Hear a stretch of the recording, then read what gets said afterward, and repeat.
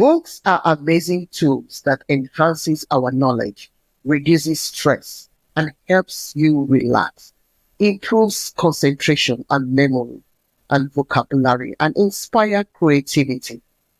In recent years, the way people read books have changed. More and more people are going into audiobooks, and for good reasons. Welcome to the Minute Mastery Podcast, a place where busy authors and entrepreneurs create time for what truly matters. I'm your host, Ngozi Edema, a time management coach, writer, and entrepreneur. Here you are encouraged to turn your minutes into milestones and to create at least 1 hour a day to work on your goals without feeling overwhelmed. If you're a parent looking for the next great book for your kid, then step into the world of Princess Sanzo, the Sunflower Princess. Admired and loved by all the other flowers, this princess got into trouble. What happened to Princess Sanzo? Find out what happened in this captivating story that will tug at your heartstrings and leave you longing for a world where empathy and understanding prevail. Witness the consequences of the princess' arrogance and follow her path to redemption as she learns the value of humility and the power of embracing others with open arms. Within the pages of The Proud Sunflower, you will encounter what real beauty is. Through the vivid storytelling and powerful illustrations, The Proud Sunflower serves as a gentle reminder that we need to stand on the shoulders of others in order to succeed. So read this book with your little ones and allow this book to illuminate the universal language of empathy, forgiveness, and personal growth. The Proud Sunflower is in the top book on parenting, morals, and responsibility, and it is available in Kindle and paperback formats. Excellent for beginner readers. Click in the link in the show notes in order to order yours. And check out my other storybooks to read with your kids or gift a child a storybook. Joining me in today's episode is Robert A. Lane. He is an audiobook coach and producer, as well as a transformational coach. After working 30 plus years in the entertainment industry, Robert founded Robert Lane Coaching in 2020 as a career and life coach. Then he expanded his business to help nonfiction authors to narrate their own audiobooks by creating the Your Book, Your Voice audiobook coaching program. Welcome to the show, Robert. Thank you. Thank you so much. I'm glad to be here. So, I was checking your profile the other day, and I'm really interested about your take on every voice has its own DNA. What is this about? Well, every voice does have its own DNA. And what that means is that every author is unique. Every author has their own style of how they write, and their voice is already in their written word. Their personality, the way that they express themselves and how they tell their story. And so that is a unique stamp that they put in their book. So the author's voice is just as unique. And this is why it is so important for, especially a nonfiction author, to narrate their own audiobook, because no one can replicate them. No one can tell their story better than the author. They lived it. They breathed it. They put their blood, sweat, and tears into this great book that they published. So it only makes sense for the author to narrate it in their own voice, because it preserves the integrity of their author brand. Because now they are a brand. That author who's published a book, you're a brand. You are an entrepreneur now. So embrace that entrepreneurship, because it is a great thing. And your voice is unique, and that's what allows you to stand out in the crowd, because no one can replicate you. Oh, thank you. So are you saying that in this age where people are just making so much fuss and applauding AI, that AI cannot do the same thing for me? Exactly. I look at AI as a way to cut corners. And what you're doing is that you are not representing yourself accurately. You're using a computer-generated voice, or maybe I know there's a couple of companies that will clone your voice, but the problem is that it's not you. And AI is not going to express who you are the way that you would express who you are. There are subtle nuances of how you speak. And the main thing with AI is that it's soulless. We have this energy, we have emotion, we have things which are intangible. So those are things that you can't physically touch, but you emotionally feel.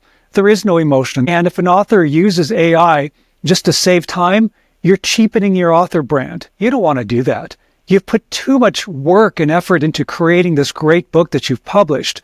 Why cheapen your audiobook? You don't want to do that. You really need to narrate it in your own voice because, again, no one can tell your story better than you. So AI it can be great when it comes to research and doing things like that. Yeah. But when it comes to narration, the author's voice, no one can replicate it better than the author themselves because it's your heart. It is your DNA. Wow. There was something that happened sometime during COVID where I had to do a lot of letter writing. And I was now asking people handwritten letters versus typed letters. We live in an age where people don't do a lot of handwritten letters. But I noticed some people felt comfortable about it because it's not something they see very often. And a handwritten letter is more personal than letters that are typed. And everyone has its own unique way of writing. And so when you put in the work to send someone a handwritten note, even young people today, they can't read some cursive writing. They struggle with that. But, they are also fascinated to see that somebody wrote something because it's not something that is available in their age. So I can understand when you say that AI cannot replicate what a human can do. We always need this human touch in everything, and that makes it unique. Yeah.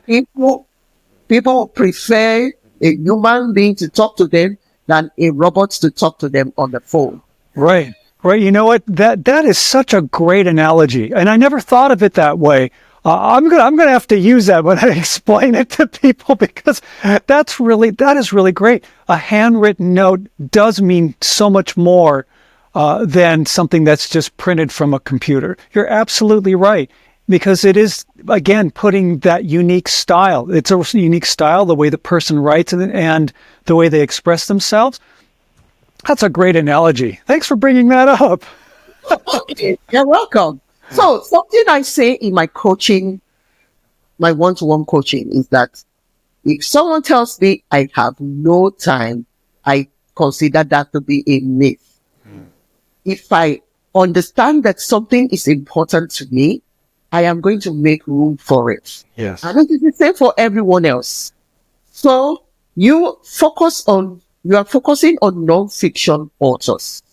So my question is, why should a non-fiction author narrate their own audiobook? Why should I do that? I have a cookbook and I'm working on it. I mean, it's already published, but it has a lot of work that I need to put in. And, so when I do the second edition, why should I consider narrating it?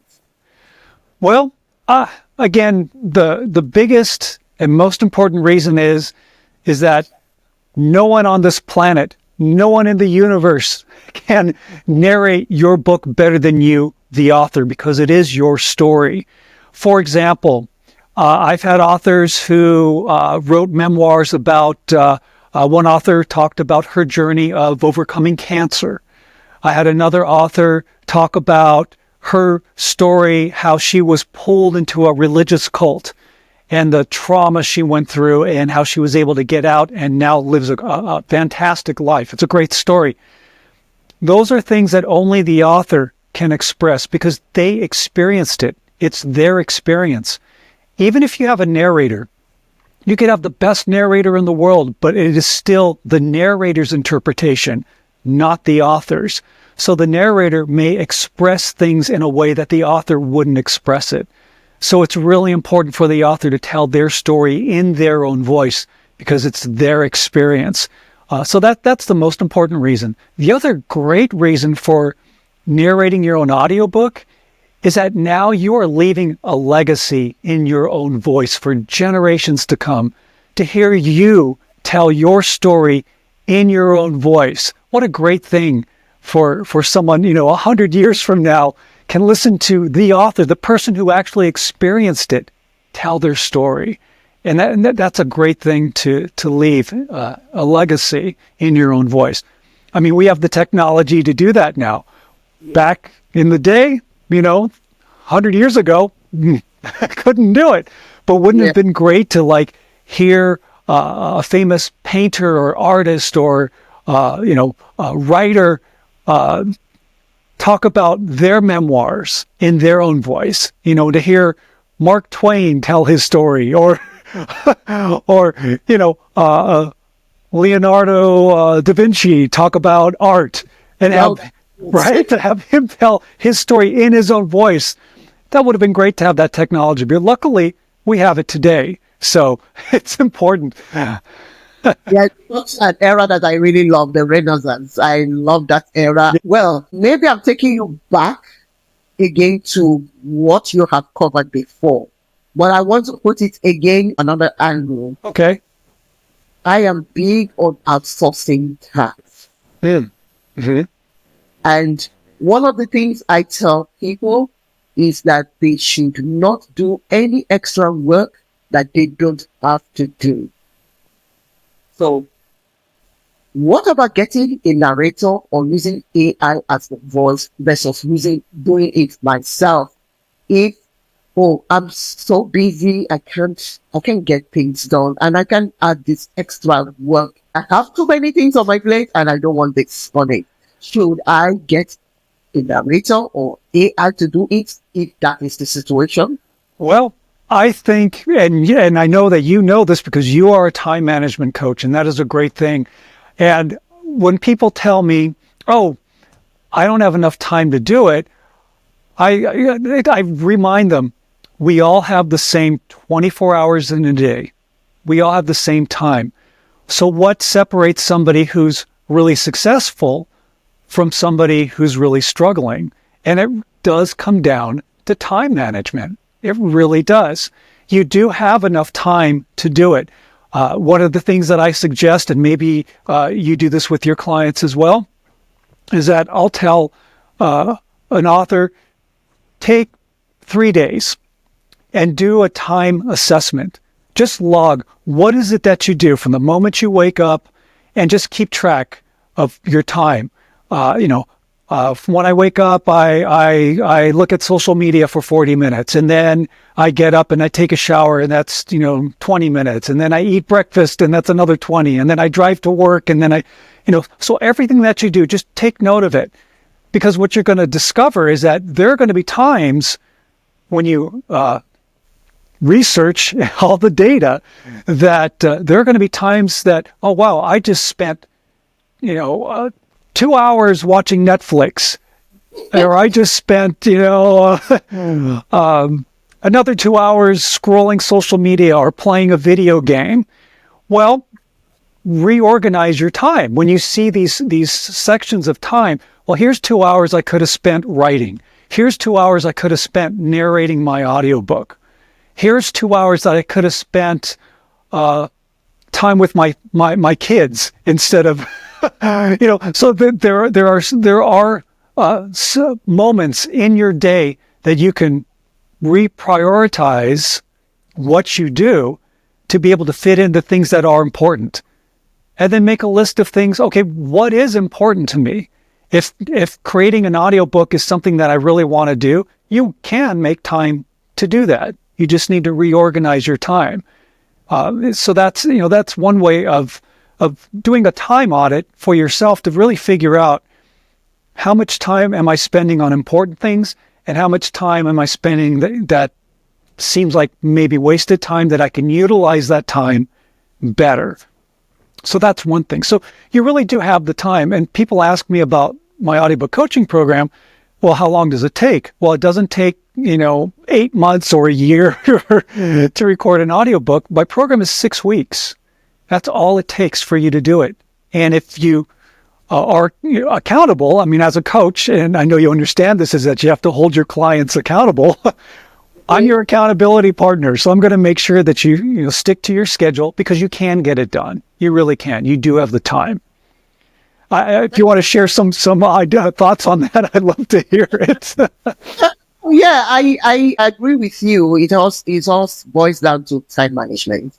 And like you said, I also encourage having a time audit because there are low priority activities that we all engage in. But if you have something as important as narrating your own book, then that should come to the top of your list of priorities. And then you can move things up and make sure that it actually happens. So it depends on how much a person thinks that it is important to them. Yeah. And I think is an important thing to look into because like you said, years later, people will come and be happy that they heard your voice reading your own book. I know even down to this day, back in the day, people are always fascinated that authors sign the signature of the author on your book. It gives you this feeling that you can't explain that, it's author signed copy. So if a signature can do that to people, imagine hearing the author's voice reading the same book. So see, there you go again. It's evergreen. Another great analogy. I love it. That is great. That is really great. When you get an autographed book from the author, it's personal. There's a direct connection. Same thing with an audiobook. When the author's narrating their own audiobook and telling their story in their own voice, the listener will feel like they're telling their story directly to them. And that does create a connection. Yeah. With the listener and the author. And it does feel like, wow, that author is speaking directly to me. It's like I'm sitting at a coffee house with the author and they're telling me their story. That's what it feels like. And that again, another great analogy. When you get an autograph from an author or from your favorite, musician or actor, it's exciting. It really is. And it's the same thing with authors. So if you are an author, you think of yourself as a celebrity. You are brand. Yes. Okay. So what are the two main components in creating a compelling audiobook? It's not something I am familiar with, so I would love to hear this. There are really two main components to creating an audiobook. One is the practical aspect of it. And the practical aspect would involve where you set up your recording space, where you place your microphone, how your body posture is. If you're all hunched over, it's like with a singer. You want to be able to breathe in and breathe out and narrate, just like as a singer sings, to have good postural form, whether you're standing or sitting, feet flat on the ground, shoulder width, with your microphone there, and you're telling your story and keeping your levels even and taking care of your body, being hydrated, now that's important because when your mouth is dry, you hear a lot of mouth noises, and somebody listening to your audiobook doesn't want to hear, it gets really annoying after a while. So again, keeping your body hydrated and taking care of your health is really, really important. Another thing to keep in mind is if you set up your own recording space, be aware of your surroundings. If you hear a noise, if a big truck drives by and you hear it in the microphone, in your headphones, the microphone picked it up. Or if a plane flies by, or if the gardener across the street fires up the lawnmower and the leaf blower, it's okay. Just take a break, wait for the sound to go by, and then continue on. So these are some of the practical things to keep in mind when you're recording your audiobook. But now, the second component, which is even more important, are the intangibles. And the intangibles, what's an intangible? It is the thing that you can't necessarily physically touch, but you can emotionally feel. So it's your energy, it's your emotion, it's tapping into the core reason of why you wrote your book in the first place. Because that feeling, those emotions, the energy, that all comes through in your narration. And that's what makes a great audiobook. Because what you're doing is you're being your true, authentic self. And that's what you want, because there's no one in the world that's like you, and you want to be authentic. You don't want to try to sound like somebody else. You don't want to talk like if you're a radio DJ and you have to change your voice and talk. Oh, no, be yourself and love your voice. That's another thing that I hear from a lot of authors, is that they'll say, oh, I hate my voice. I don't like how I sound. I don't have what it takes. And it's like, no, false belief. Crush those false beliefs. Like you were saying, about a myth. That type of thinking is not true. You're telling yourself something that is not true about yourself. And so part of the coaching is building confidence, is being in the right mindset. Because you want to be in the right mindset before you hit that record button, right? You want to get into your zone so that when you do your narration, you're bringing that emotion, you're bringing the energy, you're telling your story so that when the listener is listening to it, they're just really engaged. They're like, wow, this is great.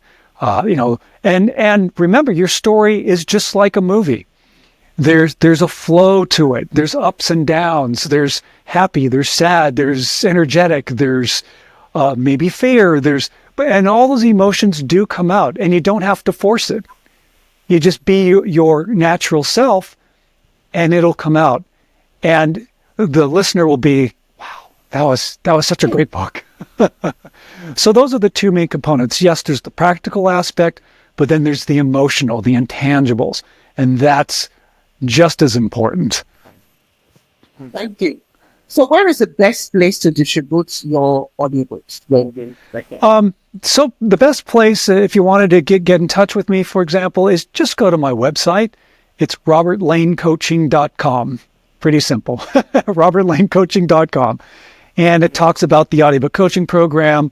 The first step is just to schedule a call with me, because I talk to every author before I enroll anybody into the program, because I believe that you need to talk like we're talking this, today. We're having this conversation, because I want to make sure that if you're going to be working with me, that we resonate with each other. You resonate with me, I resonate with you, and that we have a nice, comfortable business relationship, because we're going to be working together for the next few weeks. And I think that's so important. Plus, I want to find out more about your book and what your goals are and all those things. And then, of course, give you more details about the actual program. But establishing a connection from one human being to another is really, really important. I don't believe in sending people to a landing page where they scroll and scroll and scroll and then say, give me your credit card. It's so impersonal. Yeah. I like that idea too. So, before we finish, on Instagram, maybe about a couple of years ago, I did a poll where I asked people, audiobooks or paper books, which do you prefer? And at the time, I know that about 40% wanted audiobooks. I don't know what figure, that's my own audience, but I don't know what the statistics will be. I'm going to throw in another poll like that before this episode is released, so that I can give at your numbers. Yeah, well, that's an interesting stat. I'm glad you brought that up because roughly 83% of the population listens to audiobooks now. Yes. And the other thing is that, and this is something that's really important for people to understand, is that whether you read a book or you listen to an audiobook, the comprehension and retention level is the same. Some people are like, oh, you have to read a book. Listening to an audiobook, you're not going to remember. And that's not true. It's not true. Yeah, most of my reading now is done on audio. So I can tell you that in my local library, where I only borrow audiobooks now because I don't have time. So when I'm working and doing stuff, I put my headphone on and I listen to the books. That is the only time I have. That is my own time. And I listen to audio recordings like Blinkist. And also, that is audio. I only want summary and I want audio. And then I can do that while I'm driving, while I'm working in the house, doing my household chores. So I prefer audiobooks myself. That's my favorite to do. So thank you very much, Robert. So if you're an author, an entrepreneur looking to bring your words to life in an audiobook, but you're struggling with time management and how to do it, please contact Robert. He's going to help you with it. I'm going to leave his link on this episode's show notes so that you can connect with him directly. Narrating your book is a great idea because it allows you to connect with your audience in a personal and engaging way. Bringing your words to life with tone, emotion, and emphasis that might be lost on the page, but only you can bring out these emotions. An audiobook expands your reach to busy readers who prefer listening while commuting, exercising, or multitasking, making your content more accessible. Additionally, if you narrate it yourself, it adds authenticity and strengthens your brand, helping listeners feel a deeper connection to you as the author.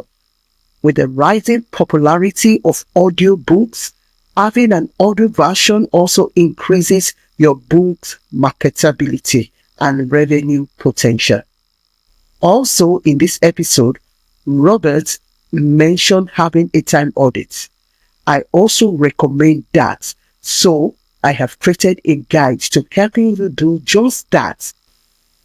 And it will be posted in this episode's webpage and on the description on YouTube. Episode 1 of the Minute Mastery also covers having a time audit. I encourage you to have a listen. Thank you very much for tuning in to the Minute Mastery podcast. If you have found this episode helpful, please share it with someone who could use more time in their day. And remember to subscribe and leave us a review.